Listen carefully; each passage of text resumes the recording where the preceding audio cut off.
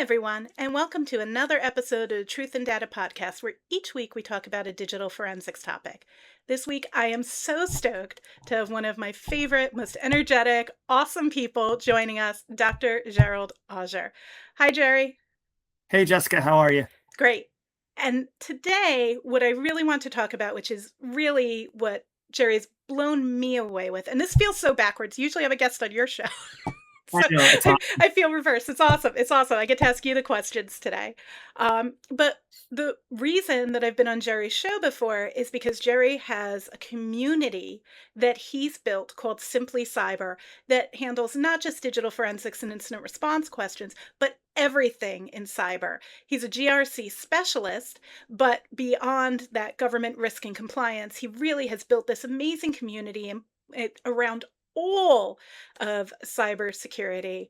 And I guess to start, if you could just share a little bit with a lot of our listeners who may not be familiar with Simply Cyber, what Simply Cyber is, which I know is a lot of different things. Yeah, people always ask, what is Simply Cyber? And it started as a YouTube channel, but that feels, like two-dimensional when you're trying to ask what's a sphere, right? It doesn't really capture it. So in its basic formation, Simply Cyber is a collective of cybersecurity professionals that are into getting help or giving help, and overall have really align with the core values, which the core values, I'm the founder of Simply Cyber, and the core values align with what I'm into, which took me a while to kind of really crystallize. But we are into support, inclusion, and empowerment. And to kind of double click into that, if you want to use a corporate buzzword from today, support meaning like, hey, if you got questions, there's no dumb questions, right? Like if you want help, if you want to be in a safe space, if you want to bounce ideas or figure out what's going on, we're here to support you and help you be the best you can if you've got the gumption and the drive to do that. Inclusion, again, there's, Jessica, I'm not going to guess your age or anything, but like I'm 46 coming up. Oh, we've had this discussion. I'm just a tad bit older than you. Yeah, like coming up, I'm sure it was the same for you. Like there wasn't a lot of opportunity. Like the communities that existed in like the 90s and 2000s were very toxic. I mean, I'm a male, so like I was already pre-approved or whatever, but like it was tough.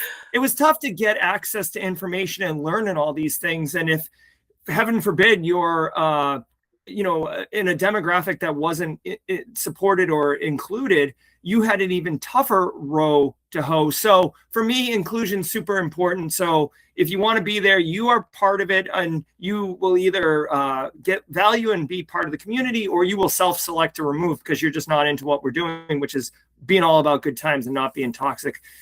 And then empowerment, like, again, cybersecurity is really hard. So we want to make sure that we're providing you all the resources, but at the end of the day, you have to take action yourself. But it won't be because you don't have access to anything or the knowledge or the tools or anything, because we're giving you all that. We're just empowering you to take action on yourself.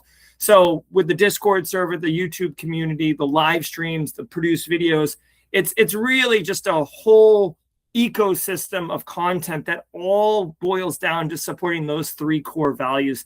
Anyone who wants to learn and level up and be part of cybersecurity, then Simply Cyber is for you. So what's really cool about Simply Cyber is the consistency, right? Mm-hmm. You're on there every single morning with the daily cyber threat. I've jumped in a couple of days. Particularly, I've listened to it when I happen to be on the road at that time, because then I can just throw it up and listen while I'm driving. That's probably the only excuse I have to not be working at 8 a.m. Eastern. But so the and not that it's work, right? Because it's constant education. But what I've always loved every time I'm in there is you've just got scores of people, not only you talking about everything that's happening in the last 24 hours in cyber and giving your perspective on that news. It's the community that's in there. And I feel like what you've said, and this is something that I'm really passionate about, is a natural building of mentors in mentees and mentors of different levels who are doing both roles all the time. So something that I've always preached is at every level of your career. I don't care if you're a freshman in college or you just graduated high school or you're even in high school tinkering, you can be a mentor to others, and you should be a mentee to people at your level, people above your level, people who are 5 years from where you want to be, because that's how you grow. And what's so neat is that I see that occurring so naturally in the responses and the conversations, and the people connecting then on LinkedIn with each other or on Discord with each other and answering questions. And it's really something unique that I doesn't exist in this specific DFIR space. But the thing is you're when you say inclusive, you're also inclusive of all cybersecurity, right? Like that title, Simply Cyber. I've seen Eric Cupano on the show. You've had me on. Yep. You've had other people who are in the DFIR space, and so I encourage DFIR people that this is good. And you brought up something really important. Something I've always loved about digital forensics, and for those who don't know, my spouse is an offensive security guy, a red teamer. He's offensive in many ways, but I note that when I see his interactions with the community and see what happens in the community, I notice that DFIR actually tends to be a little more collaborative and less toxic, but I do see a lot of toxicity. And there's a lot of times where I go to B-sides conferences or DEF CON, and there is multiple things going on at one time, right? There's like really inclusive groups, and then there's really toxic environments. So I guess when you're building a community like you've built, and it's really cool because you started off as a show and it's not just the Daily Threat, you have these fireside chats and you have these webinars and you produce all this other content. And I know you also teach GRC and you also work GRC. I feel like you're the GRC equivalent of what I tried to do in terms of teaching and still working and trying to put out content and sharing. Although you have a much bigger community, which I'm in awe of because I think it's fantastic because you're able to reach so many people. How do you do that and keep it from being toxic? How do you build a really large community of people contributing and ensure that everyone who's joining, which you're right, they have to self-select out, right? Comes Yeah. with that same amazing positive energy about helping each other, lifting each other up, skilling up, learning new skills, getting smarter and better, and meeting today's issues. How do you ensure people are doing that in a positive way? Yeah. So, with any organization, for people listening, I'm sure you've been part of a sports team in school, or you've worked at a company, or you've been part of a club or whatever. And typically when you come into that new team as like a new person, whether, again, define team however you want, you typically look at like, what is the general vibe? Like, what are accepted norms? What is the behavior? And a lot of times it's leadership that defines those norms. That's why organizations with poor cybersecurity typically have leadership that don't take it seriously. So for me personally, I these core values I mentioned earlier in the talk, they're not just something I print out and put by the front door so I can point to them when guests come in. It's like I live and breathe these things. Yeah.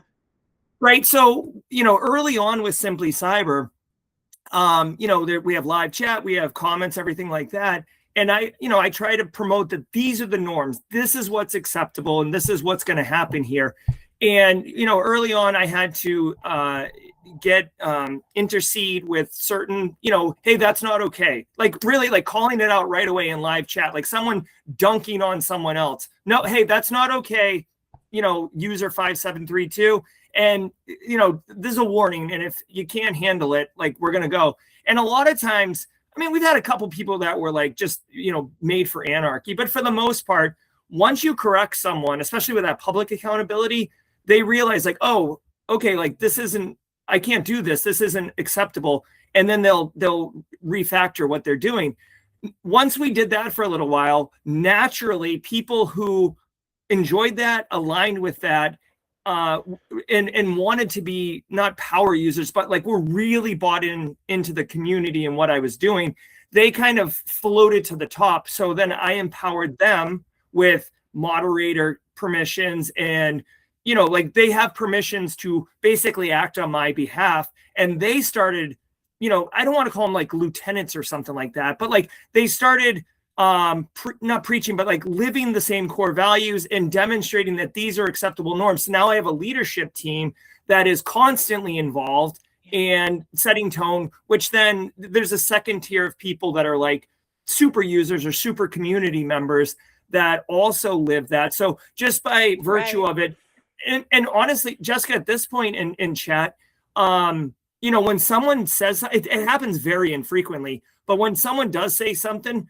I don't even, but by the time I see it, it's already been addressed because the community will just dogpile on this person. And it's actually, so can I say some cool things about your community? I it's like so positive. Everyone is always cheering for everything and everyone else, and but they're also bringing in their technical knowledge and expertise on each thing.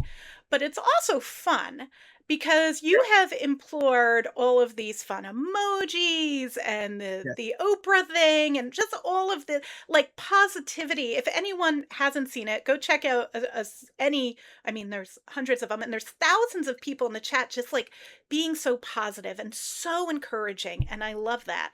So, obviously, in the digital forensics community, we have some great listservs, IASIS, HTCIA, there's ones from SANS classes, and they're great. And people can ask questions there and get good responses, and everyone's really, really positive, and I love those. We have a great digital forensics Discord server, over 10,000 people, and it gives people that anonymity, and it's a great place for people who are students and everything else to interject. What is it? But those they don't have that same energy. What is it about what you do that's with this community has built this like amazing energy of professionals wanting to get together? And I feel like I see this sometimes at conferences in real person, but I feel like Simply Cyber's done this thing where you've created almost this in-person meetup, but we're only seeing your face. Does that make sense? It does. It does. I think if I had to distill it, because I do get this question from time to time, I think cybersecurity, whether it's digital forensics, pen testing, GRC, like whatever it is, like we are dealing with like very serious threats, and What? that can be patient safety, it can be like nation state level stuff. Like we deal with really heavy stuff, and there's a lot of mental health challenges in our industry. And so we can't be on all the time, but we do have to be not work. We have to be cyber pros all the time, but we can't be like dialed in all the time. We do have to have release and engagement. And not to say it's trauma bonding, but a lot of people that work in cyber can appreciate and empathize with people working in cyber. So by having these meetups and again, we do it every single day, so it's not like oh, I kind of remember this person, like I don't really know. It's like every day people show up that and you start building just relationships, because it's like, oh, hey, like Jessica, I knew you were traveling to Georgia last week, how'd it go? Like we have a person in chat named Space Tacos, and she's going, like she actually got her first job while she was a member of the community in GRC, by the way. And anytime someone gets a job, we have a special Miley Cyrus wrecking ball where like my face has been AI'd on Miley's body. It looks ridiculous, but like we play the sound effect. Everybody loves it. She is now going for promotion. It's been 2 years and everybody's aware. She like posted the dates and when it's happening, and we're all rooting for her, but it's because it's like on the daily. It's like a coffee group or whatever.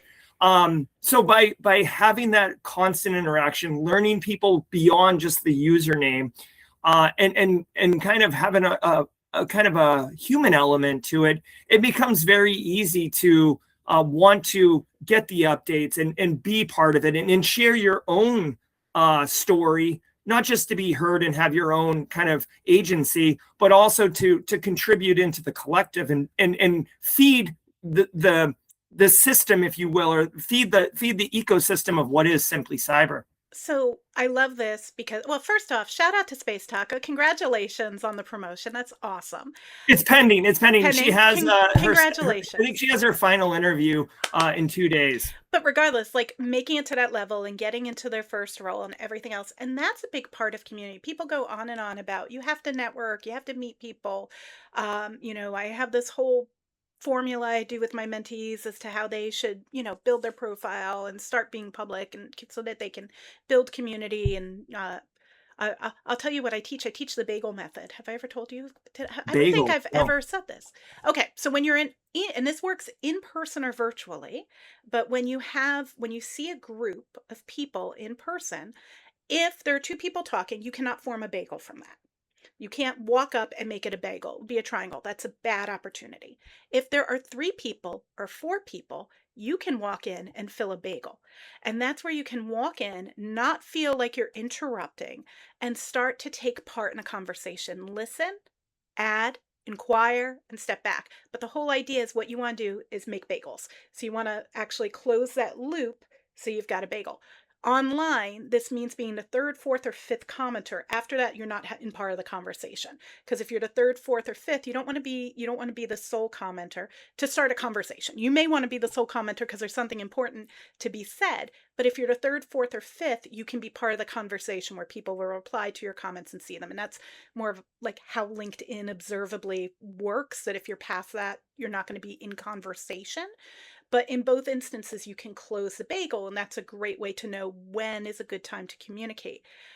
Your environment is much more, and I say this lovingly, chaotic, in the Uh-huh. most beautiful way, because there's so many people and it's going so fast. I mean, you have thousands of people watching, right? Yeah, And it is and awesome. And you'll actually see like multiple mhm, conversations going on in parallel because, when someone responds, then the next person's responding to a different conversation.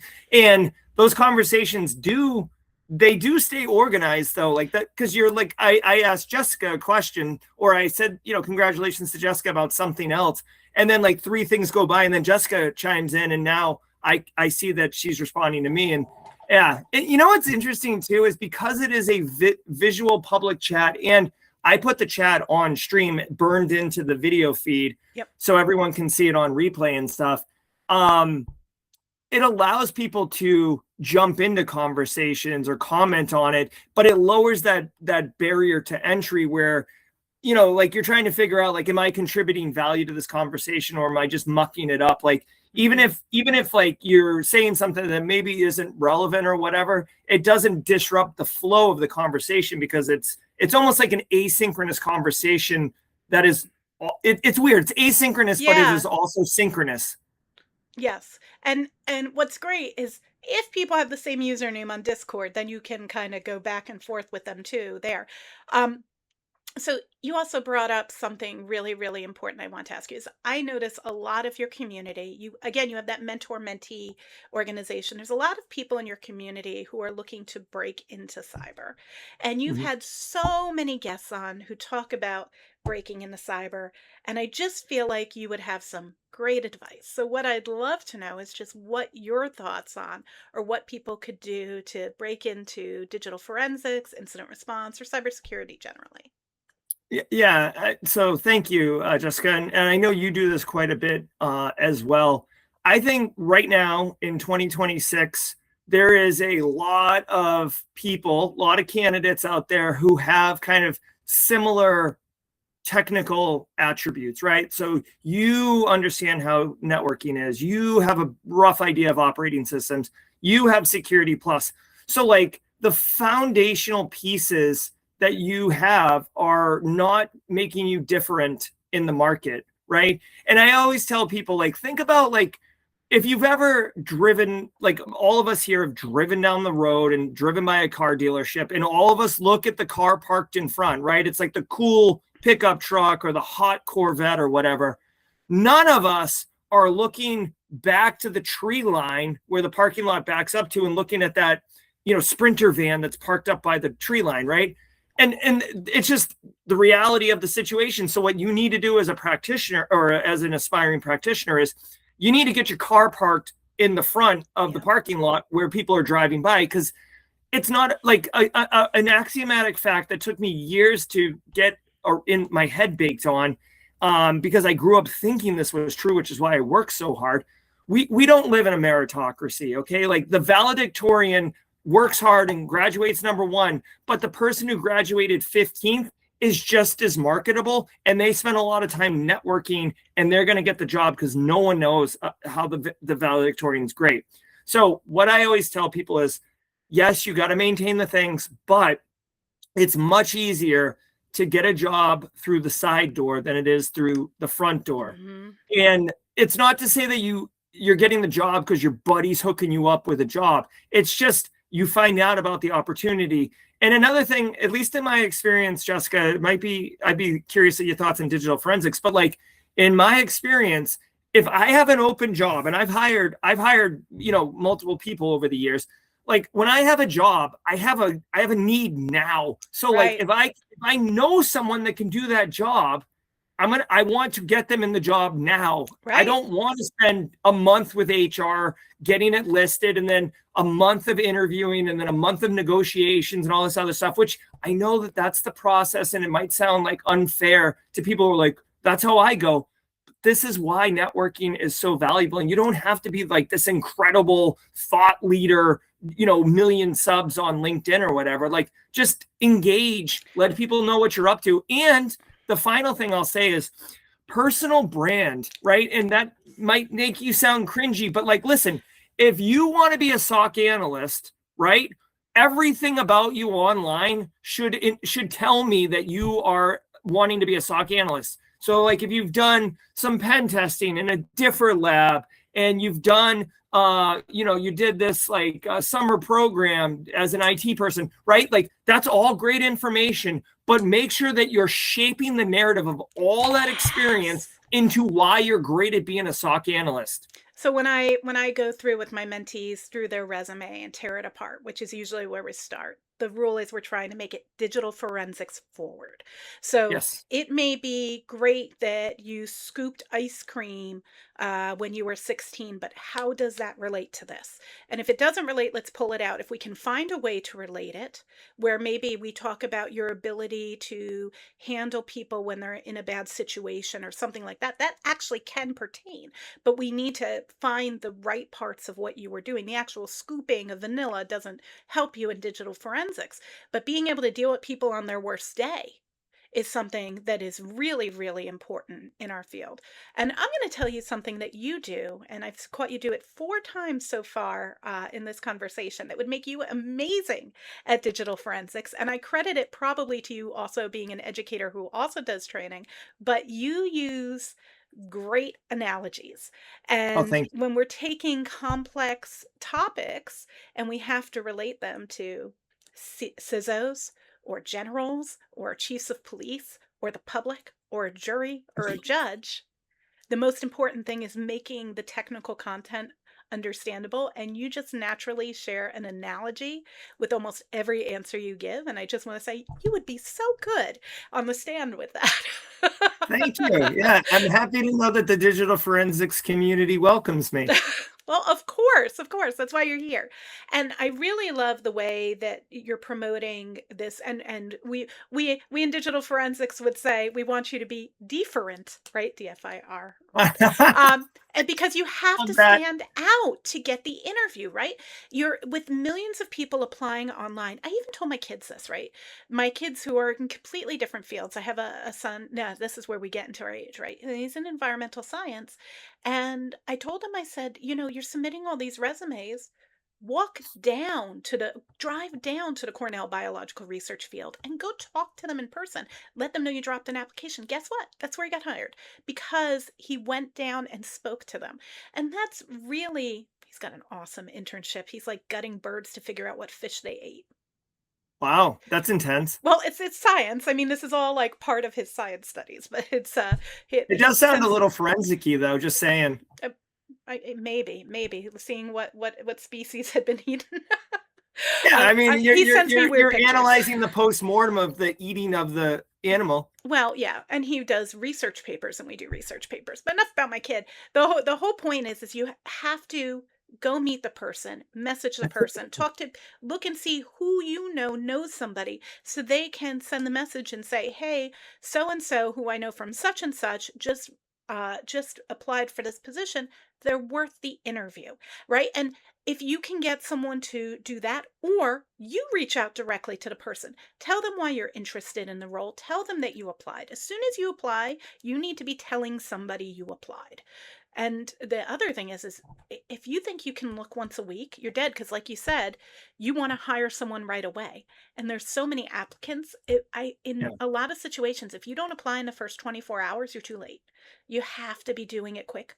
The other thing you can do to make yourself different is a demonstrable, right? Like, show your knowledge, do something. Yeah. Like you said, you don't have to have 25,000 subs, but you can have that conversation and start sharing. So I love it.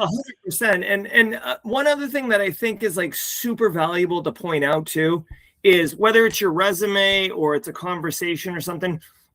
And again, I used to have this belief, and it's just by virtue of like experience, I know it's not true anymore, and this is the right answer. If you have like, even if you make your resume differ, forward, right?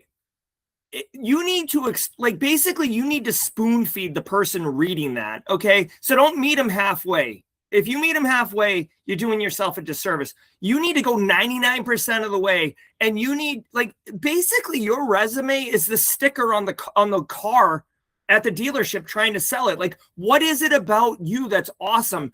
If you're asking me to think, and I know this sounds ridiculous, No, it's but if right. you're asking me to think, to process your resume, to figure out why you're valuable to me, that's friction to me. And you're asking me to take an action, and I don't, like, I may or may not want to. If I'm reading it and it's selling, it's like so obvious why you're awesome to me, then I don't need to think. You're already helping me do my job better, which is amazing, right? So to think that too when you're trying to do your resume, or like you said, going down and talking to people, like when they say, tell me about yourself, like, which is a guaranteed interview question. If you get to the interview, Yes. make your response kind of shaped in the narrative of how you can help them. That's about you. Like, yes, it's awesome that you went on a fishing trip to Raleigh, North Carolina when you were 11 with your dad. That's not relevant. You need to focus on what about you can help them. And you're right. It's all about you with them. I always tell my mentees there's 4 questions you're going to get on an interview. You are going to get, tell me about yourself. You're going to get, why are you interested in this job? You're going to get a technical question you don't know the answer to. And because, by the way, when I give tech interviews, I purposely keep asking until I give you a question you don't know the answer to. I want to know how you respond to what you don't know, because in this Nice. field, you're going to respond to things you don't know. So you should be prepared for how you respond to something you don't know. And do you have any questions for us? Yeah. Right? So those are the 4 things. So you just told us how to answer the first question. I love your advice on the other 3. So how do you suggest interviewers answer a technical question that they don't know the answer to? So over the years, again, I feel like when Junior Jerry would have had a different answer, where it's like trying to like think about, what is it that I do know about this thing? I have always found, or at least nowadays, I find that, really honesty is the best policy. So like, if you were to say, like, Jerry, tell me about eBPF, or I think it's eBPF. It's like a protocol or something around firewalls, or protocol or network analysis. I have no idea. That's not in my scope. Right. So Yeah. exactly. So like, I just heard this acronym at a conference the other day, and I was like, what is that? So if they were say, like, tell me how eBPF can be utilized in digital forensics, right? Like, just to make a Sure. different question, I might say, like, I know a lot about digital forensics, but that particular term, I haven't heard it before. I mean, is it used in a different context? Is it normally referred to a different way? I'd love to be able to answer this question, but right now, I really don't recognize that acronym. Honesty, in my opinion, is the best policy, because when it comes to specifically technical things, like you said, a technical question they don't know the answer to, there is so much in cybersecurity. Nobody knows everything. Yes. Jessica, you're a leader in digital forensics, but I'm sure there's something Tons about of digital things forensics I don't somewhere. know. Yeah. Right, exactly. It's changing every day. So You can't know everything. Yeah. right, and so having someone be like, I don't know, that's fine. Like, good. you don't know, and you're willing to not try to gaslight me and push ahead and maybe even make a mistake or make a bad choice in the face of saving face, instead of just saying I don't know, because I can teach you technical anything. There's AI, YouTube videos, courses. I can teach you a technical thing.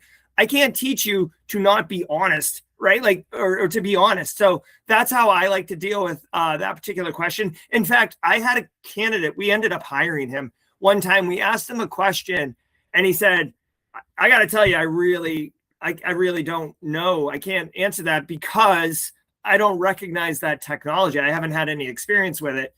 And I actually felt bad.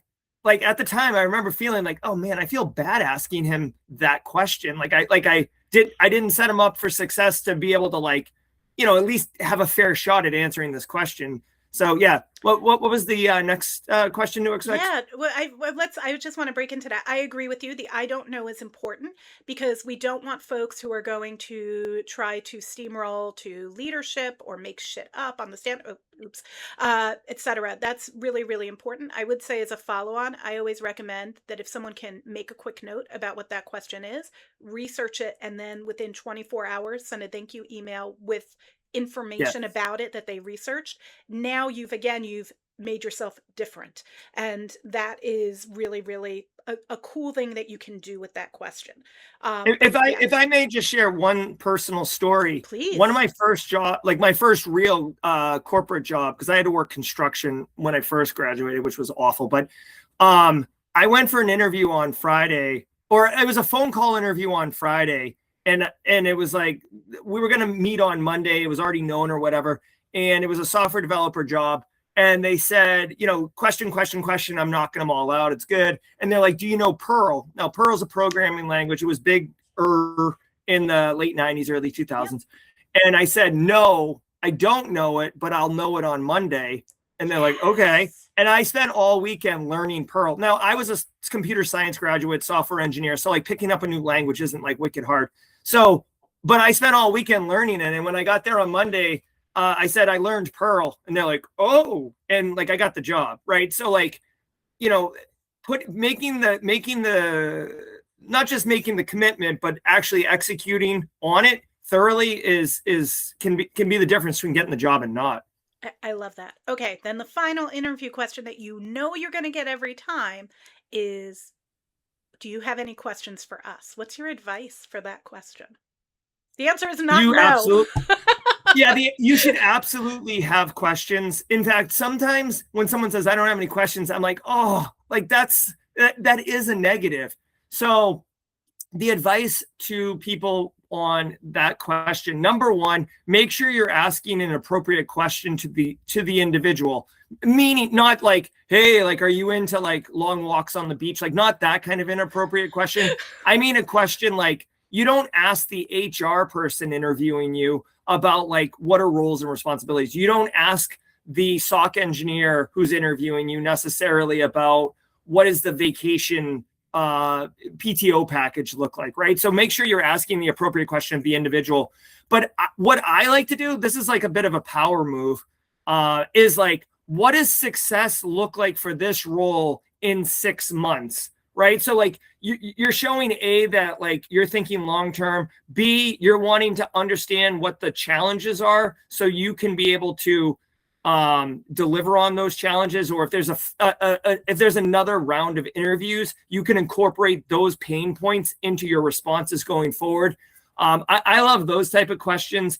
And also, I mean, if you want like, what's the overall if you're talking to the CISO or somebody, again, right question for the right person. Yep. Like what's the roadmap look like for the information security program here? Again, big picture stuff and helping you understand how you fit in for whatever that role is into the overall machine that is the information security office at that business.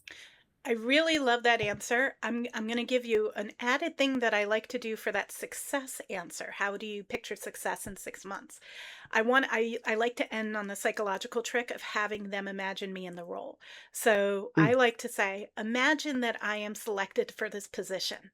In 6 months, how would you know that I've been successful? or that I've Mm. exceeded your expectations. Because what you've done is you've left them mentally picturing you as the person filling the role. So it's a nice little psychology portion you can tweak right in with that same great answer.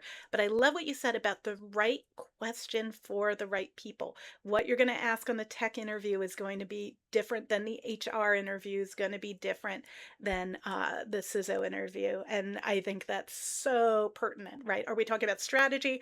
Are we talking about day to day? Or are we talking about policies and procedures and, HR admin fun stuff? Which, Workforce stuff. right, workforce, what are the next steps is appropriate for the HR person? When can I expect to hear back? But really asking the technical person what are the next steps, they may not be in that loop. And if you ask them a question that they don't know the answer to, they don't end on a high note. You want to give them something they can answer so that they mentally are on a high note. Yeah, 100%. The high note is the best thing. Like I mean, even my interviews that I interview people all the time for Simply Cyber. I always try to end on either a wicked softball question that they can absolutely crush out of the park, or oh, hey, like what's some upcoming projects or upcoming talks or upcoming conferences you're attending that people can get some more Jessica from, if I know that you're an educator or a public speaker or something like that, so you can promote your own things, which is great, right? You feel good and like you're like, oh, sharing your stuff. It definitely matters if you leave someone on a high note or not. Absolutely. And this is the ironic part of me as an interviewer interviewing another interviewer, because you know that we're nearing the end of the time. And my next question for you was, where can people learn more about you, see more of what you're sharing? We'll be sure to share those links, and I'd love to hear where people can get more, Jerry. Thank you, Jessica. The easiest place to go, ground zero, is if you go to simplycyber.io, the website. We just recently relaunched the website, so all the information is there. From the Simply Cyber website, you can go to the YouTube channel, you can go to the Discord server, you can go, to my LinkedIn and connect with me there, whatever you want. I would recommend, if you're going to pick one thing, come to the daily cyber threat brief. It's a great on ramp to the community and the vibes. Plus, because it's live and virtual, you can be a lurker. You can sniff around without having to like make any kind of hard commitments to the community. And then, but I will tell you, every episode I start by saying, if you're new here, say what's up in chat, because I'm trying to encourage people to take like a little step, get a little uncomfortable, because once you get momentum going, it's going to be much easier to engage, and you're going to be happy that you did at the end. But yeah, simplycyber.io is definitely the first place. And if I can make a recommendation to anyone, if you're looking for that sense of community, if you're looking for a fostering environment that's going to help build you up as you're on ramping, as you're upskilling, this is the place for you. Check out Simply Cyber. And Dr. Gerald Osher, thank you so much for joining us today. Thank you, Jessica. I appreciate it. Bye now.